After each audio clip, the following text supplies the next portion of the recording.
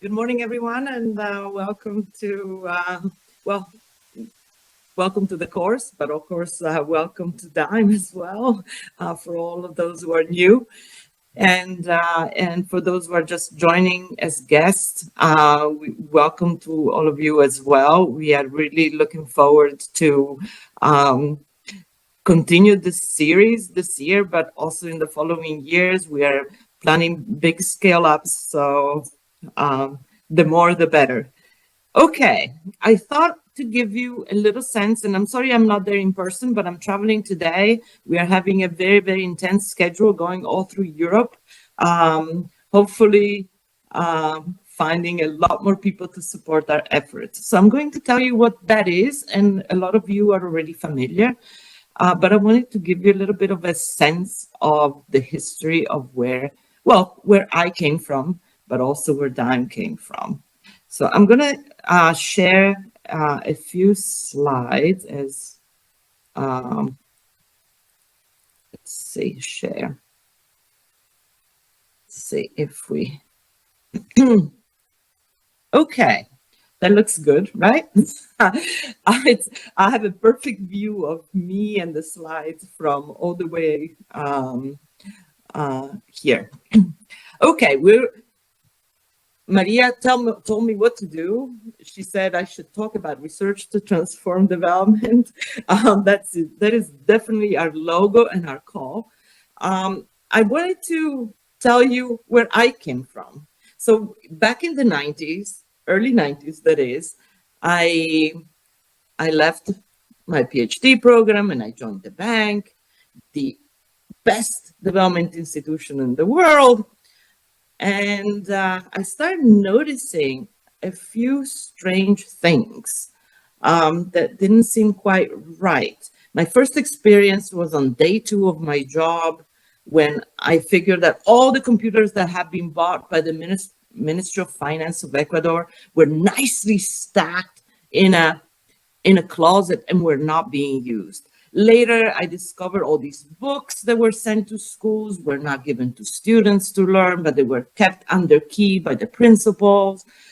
When we went down to Zambia and looked at health facilities, we found that hospitals and clinics looked more like on the left side here, empty shelves, and children were not able to get the medicines needed to heal. And so definitely there was something wrong in the way we were doing development.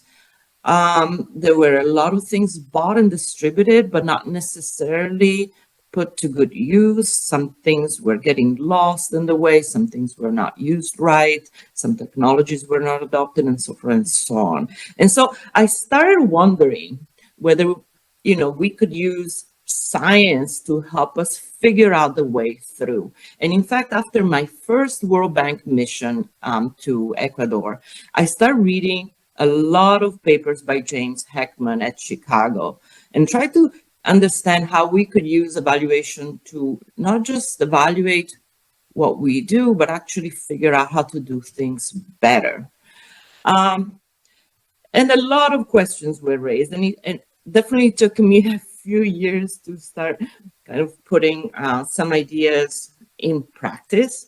But some of the questions that I asked myself over the years, and I keep asking myself the same questions, is how can we introduce rigorous science in low capacity environments? How can we bring researchers to the forefront? How can we shape questions to answer the most important and relevant questions that people have, and the information and how to put to action the knowledge that we generate in the field? How can we, and then a big question was how to lower the cost of field research while increasing the quality and credibility of the evidence. So these are some of the questions, that have characterized my early wondering, but also kind of thinking through and how we build a Dime structure to respond to some of these questions, to to be a relevant force in development, something that people would have to tackle with. And so, of course, we were, in the beginning, we were tiny and very, very small. And over the years, we were able to conquer a space in development. And I'm going to tell you that last week's events have been watched by 250,000 people. I am exhilarated by the idea that, we have come so far working together to really change development and figure out how to do it better. Okay, so what were some of the elements in developing what we call the DIME model? The first was actually something that I was asked many, many times way back in like 2004, which is there demand for this? And the demand is really a demand that we generated by empowering policymakers to ask questions and put them really at the forefront of the development process by kind of changing the power structures in development, from institutions like the World Bank providing finance, and perhaps in the old days telling people what to do. Nobody likes that. Instead, supporting policymakers find their own space and test their own ideas in the field. That was something that is very appealing to our clients, and use the interaction to build their capacities and build their understanding of how much better they can do. And of course, we had to focus a lot on supplying the answers, but not supplying in isolation ourselves, kind of figuring out the answers to things, but kind of working with those policymakers to, in a co-production model, to actually define and generate the answers that then they can use to inform their own investments.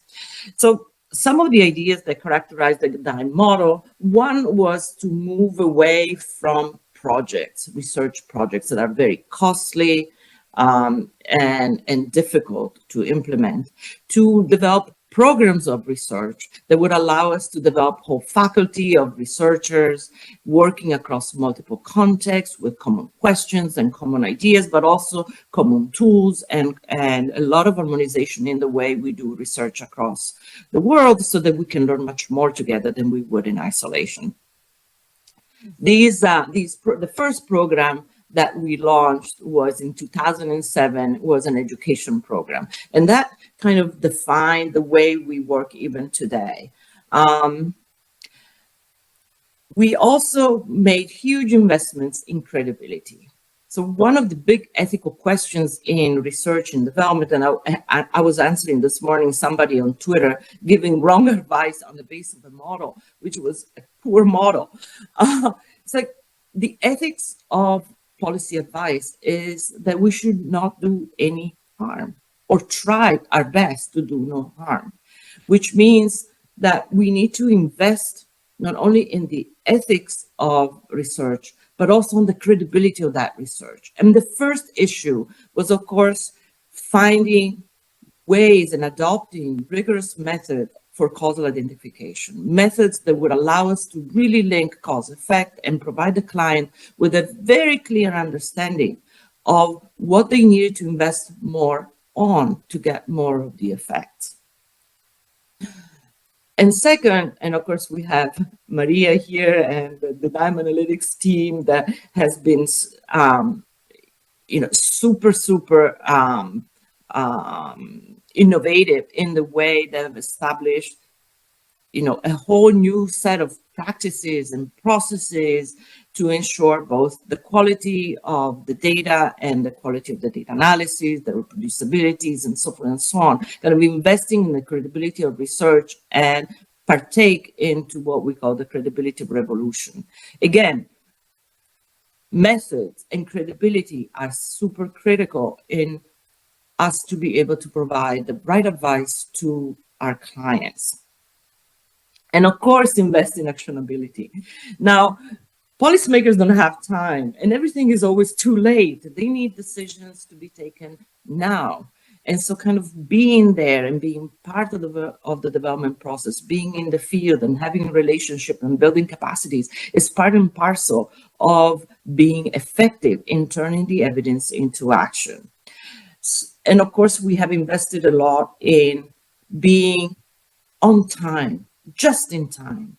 And with technology supporting our effort, we have been transitioning more and more into real-time data and real-time policy advice to help our clients move in the right direction. Okay, so what is this DIME model at the end of the day? And so I like to describe it as a collaborative model for adaptive and experimental research for economic development.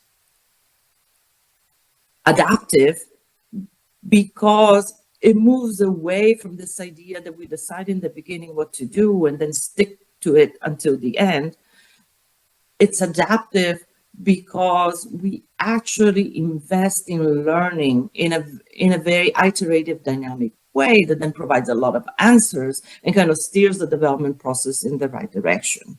So we focus on the relationship with our client to help them increase the amount and use of data and evidence all along the path of design and implementation of development policy, but also use that opportunity to build capacities in agencies, both through formal teaching, like the one we are going to be doing this week and next, but also by learning by doing, which at the end is the real focus and the real way in which people learn, by doing and engaging and understanding how to collect data, how to build the data systems, how to run experiments on the ground, and then take those lessons into their day-to-day decisions, and even on the way policy is designed and structured in the future. So we focus on data, of course, and we have been very innovative in developing customized measurement and data for specific projects and programs and policies. And the idea there is that data can not only be used later on for the evaluative process, but also early on to understand how to understand the problem that we're facing and prioritize and focus our investments into the areas, whether they're geographical or populations, where the resources can be most effectively placed. Of course, we use data analysis to find opportunities for that process, for targeting and prioritizing public resources and efforts. But those the same analysis of data can be used by governments to understand even, where efficiencies can be gained in normal processes of public functions. And third, of course, we use experiments and trials to evaluate not necessarily the policies that are in place, but ways of improving those policies over time. And here is a real, I think, value added, where we can use this learning process to really affect the path of programs and policies and their impact on the ground. I should say that these impacts don't happen in isolation. They happen because we focus on these processes, because we work with governments, because we communicate with them on a day-to-day basis, because they are part of the decision-making all along the path. This would not happen if we just do an experiment here and there and then hope that somebody will read a paper. We are not here about, our purpose is not publishing papers, is to really take care of the whole process of cogeneration of knowledge and action. And then, yes, also writing those papers, but decisions are taken 7, 8 years before those papers are even written. Okay, now we are really, really good at getting decisions to be taken on the basis of our work. And this, again, is because we focus so much on those relationships and building those relationships, creating trust, and creating and co-creating so as to develop evidence that is relevant and actionable. Now, I'm not going to go through every item, but just to say that these decisions are not taken at the end of a process. They are taken all along the process. They are taken at design stage. They're taken very early on to shape the interventions. They are taken, of course, when we have results from multi-arm trials to adopt the more effective ways of doing things, but they're also taken up by follow-up projects and even diffuse across government programs as a way of doing business or learning different things that are relevant to different type of programs in government. So, this is really why we're here for, is to affect the decision-making process. When we collect very detailed data on how many decisions governments take on the basis of our work, we find that there are at least 4 major decisions that are taken by 90% plus of the projects that we're involved with on the basis of the work that we do. So this is really exciting. It's really exciting because this is what pays for our time and efforts, and it pays so wholesomely. For example, back in 2007, we ran a large randomized controlled trial in Zambia to understand how to get medicines to those facilities that I showed you did not have any medicines on their shelves. And during the trial alone, we saved the lives of 4,000 children. Now I can tell you that saving the lives of 4,000 children on the basis of our research pays for the whole time effort since. Even if we had not done anything good since then, everything that we expended our effort on in the last 20 years would have been worth its while. So this is what motivates me, and I hope this is what motivates you as well. So what is different? What is different is that, for the longest time, evaluation came too little, too late. But we are using the evaluative process as something that adds to our understanding of the problem, that is iterative, and that it helps provide that just-in-time response to the actions that we need to take on the ground. So we really help practitioners make more informed decisions about what to deliver, to whom, and in what way. And by kind of understanding all the details of a project and program, we can actually help increase both efficiency and the effectiveness of those programs by large margins. So the questions that we ask, and this is what I always ask all the researchers to think about, is what is it that we should be studying and what should we be focusing on that is likely to have the biggest impact on the lives of people that we serve? So the question is almost never whether a project delivers or not, because we're not here to wait for failure. We're here to ensure success. And we ensure success by asking how to optimize project design to ensure that that project delivers the most good. What are those questions? The questions are almost never about whether the program should be delivered or not, although we come to those questions as well, but whether we can increase participation and adoption, whether we should improve the targeting, whether we should optimize pricing and incentives, and whether we need to change social norms for a program to be as effective as it should be. By learning about a lot of the things that are responsible for failure in development, we can actually get development to deliver. I have no idea how I'm doing on time. But anyways, so last year, and here I have misspelled the name of our book. Last year, we had a beautiful, wonderful week that I enjoyed tremendously, which was to launch our Driving Revolutionary Ideas into Practice. It was Development Impact Week. We had wonderful online attendance and also in-person attendance. And we covered many of the areas that we have invested on for the last 20 years, really. We talked about infrastructure, we talked about reducing poverty, we talked about human development, we talked about government and governance. And in every case, we showed how the type of research that DINE does can make a huge difference on our bottom line. And I don't know how many of you were connected and listening, but I want to tell you the whole book,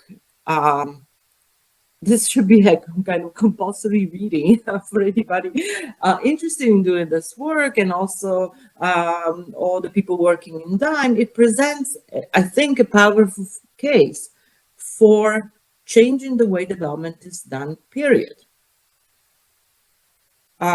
Moving from predeterministic or deterministic design, preset designs for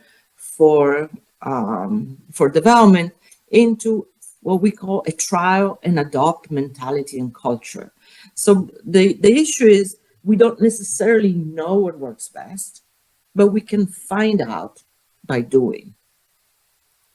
And we can find out by rigorously trialing different ideas over time and selecting the ideas that work best. So I like my little decision tree. It's very simple, but you trial this and that, and then you decide whether to turn left and right. And the idea that every time we figure out the rigorous answer to the question of which one is better, we can actually move up the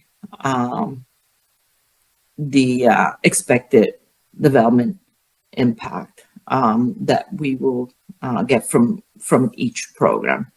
So the idea really is very, very simple. Of course, the implementation is quite more complicated, but the idea is very simple. And now it is through that co-production model that I mentioned earlier that we are actually ensuring that we are not just trialing ideas, but that those ideas are adopted by the government agencies and others that are responsible for those programs. We always use this wonderful example from our team, Paul Christians and others, who worked in a Ghana project back in the day when this project was not delivering on its promises and came to us for help. So this was not a successful project to start with, but it became a very successful project, both in the first stage of its implementation and in the follow-up project. And this project simply was not successful at delivering on its own targets in terms of the number of trees planted. And so with the project, we agreed to test out some financial incentives for farmers, and those financial incentives turned out to be extremely effective at increasing tree planting by a factor of 3. The results of this trial were incorporated in the project during its implementation, and the project was actually able to meet its targets. In the follow-up projects, we were able to work a little further on optimizing those incentives. And just to tell you how important it is to get a price right.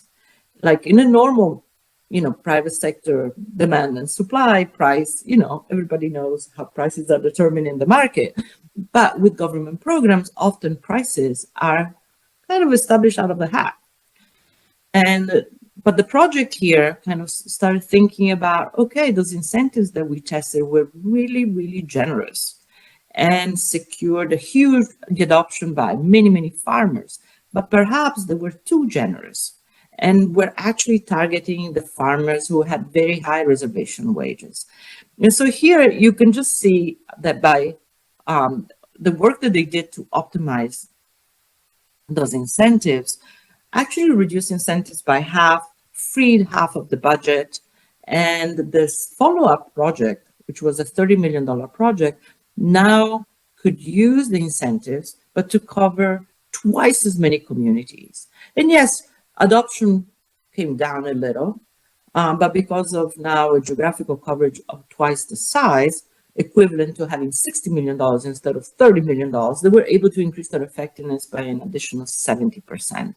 This is a really nice story, I think, that says that the basic project or the basic idea was there to provide incentives to farmers to plant trees, but the implementation details were not good enough for the bank and its client to maximize the impact of this project. So the first instance was to triplicate adoption, and the second round was to increase the effectiveness by another 70%. This is a really, I think, beautiful story of how we work with clients to get much more out of each dollar. Okay, so the big idea really of everything that we do is that innovation and putting those innovations into practice can be a critical driver to development impact. And it's really born out, innovation is really born out of a different way of doing development, which means the innovation is not just taken off the shelf and placed on the ground. Because a lot of people, I always got really bothered by this idea that we should only evaluate innovative projects. What is an innovative project? I don't really know. But what I know is that by creating a process of discussion and a process of debate and keeping different ideas on the table, we can actually identify different ways of doing things that can be quite innovative. And by testing those things in practice, we can figure out which great ideas work in practice. Because at the end of the day, a lot of people have good ideas. Some of them work in the field and some don't. It doesn't take anything away from those ideas. But from a development point of view and use of funds point of view, we really want to make sure that the ideas that we scale up are the ideas that are very effective at delivering results. And what is also super exciting is that by testing those ideas on the ground with our clients and with a lot of participants in the field, we can develop solutions that are very tailored and catered to those contexts, that can be owned by the people on the ground and can be believable and credible. And so we can move the development process together in a much better way. I just love the whole philosophy of what we do.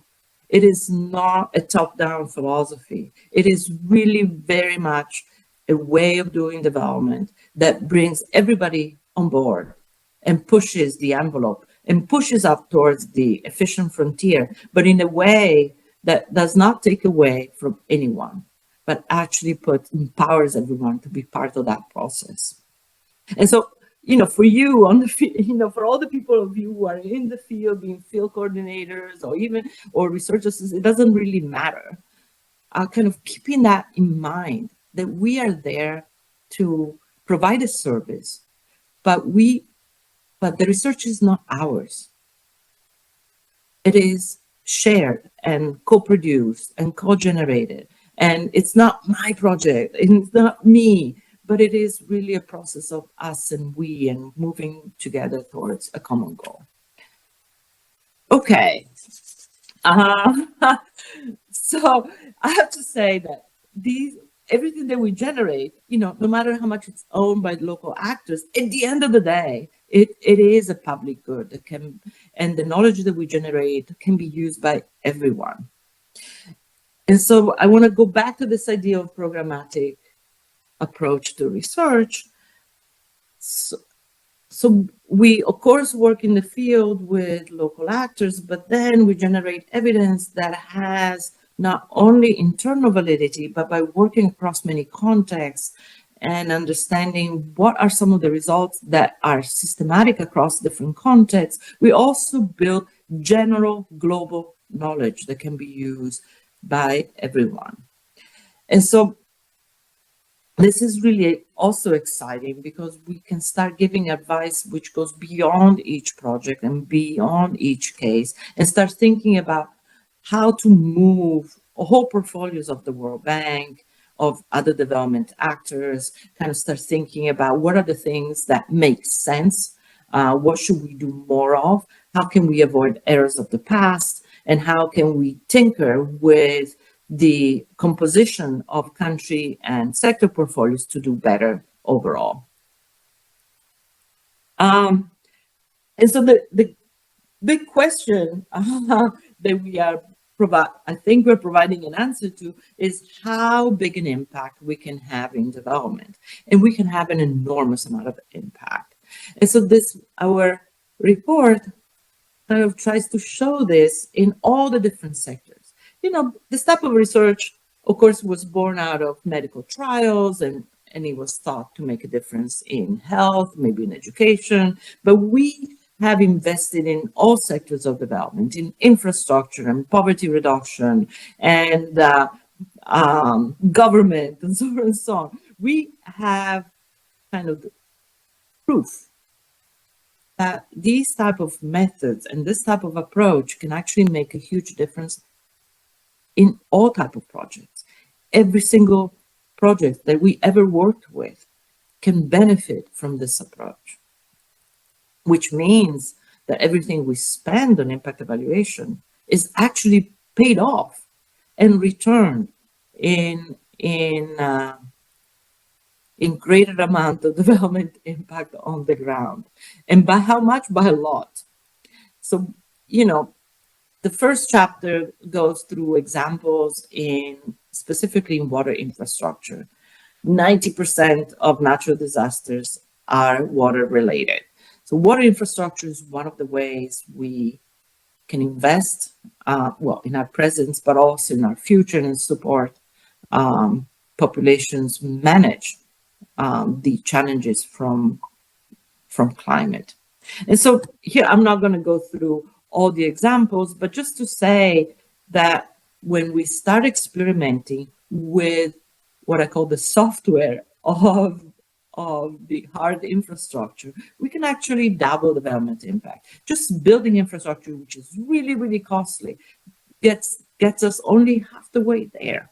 And in fact, a lot of the infrastructure that is built in development deteriorates in very few years. Sometimes, like the water points on the right, deteriorate in a matter of a year, with 50% of the water points in Tanzania being non-operational for 12 months of the year.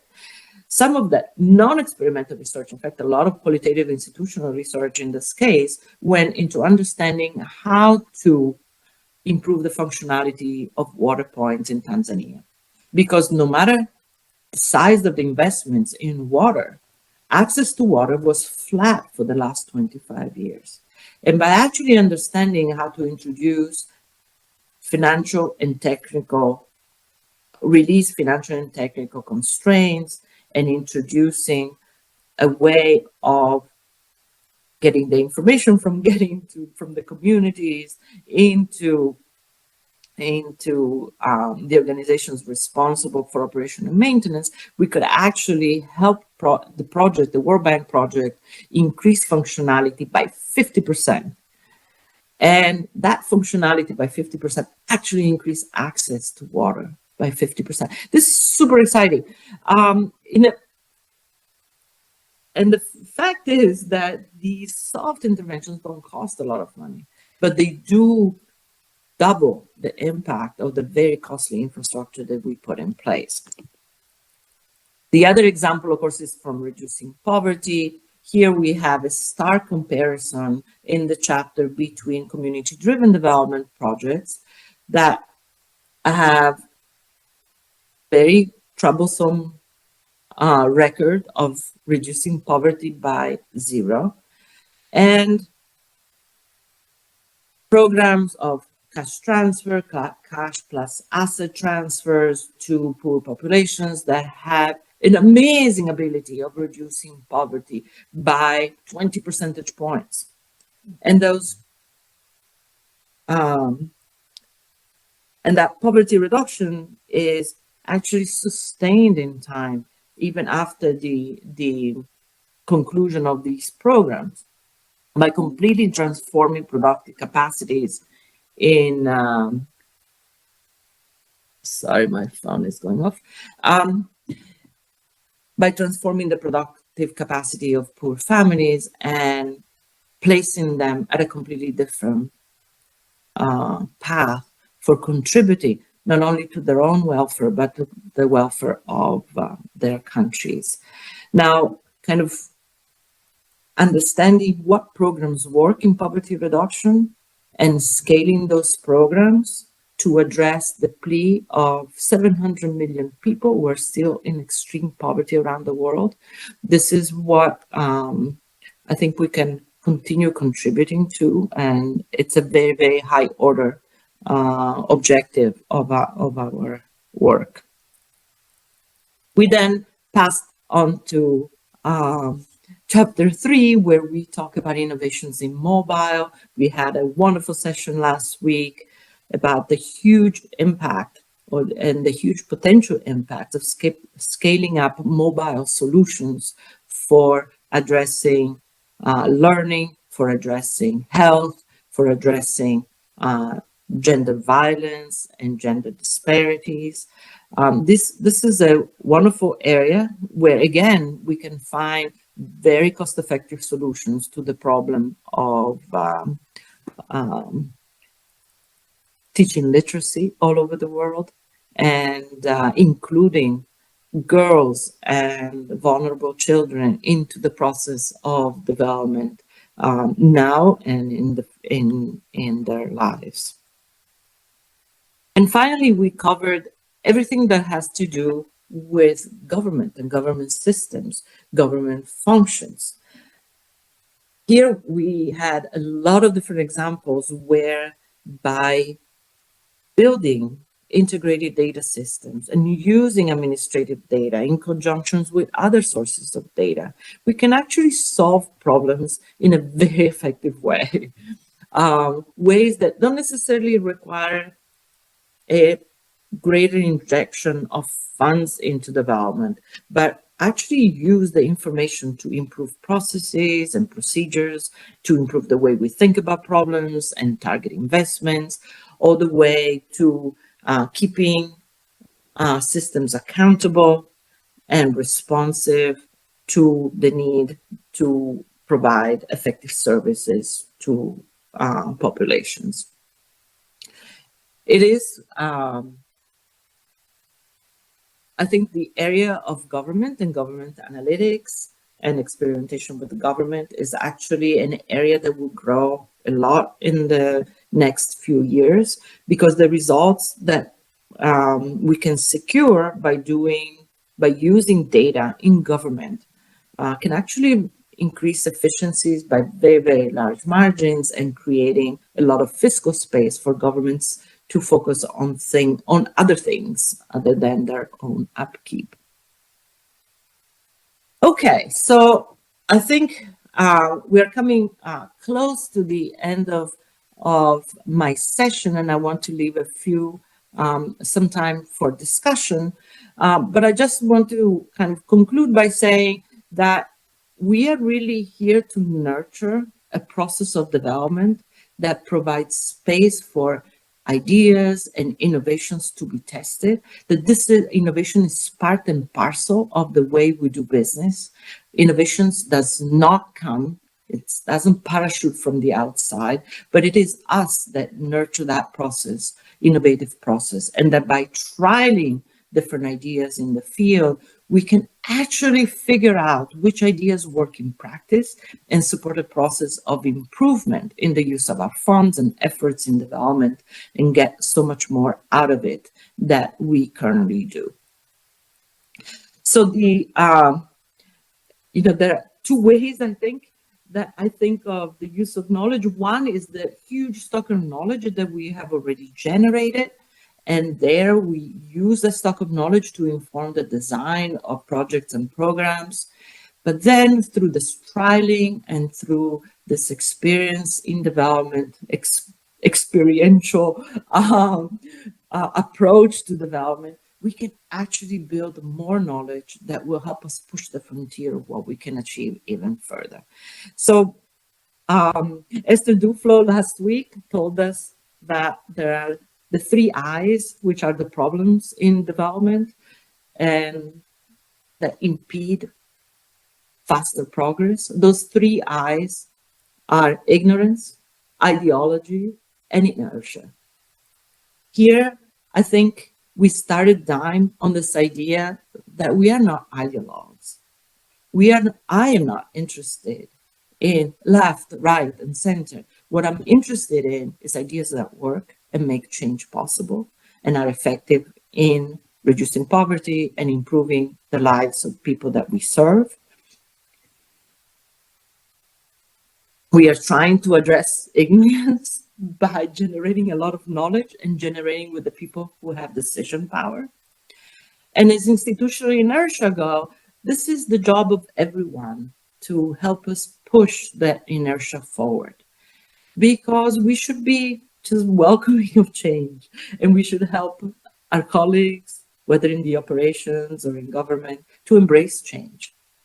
Change for the better is what we are here for.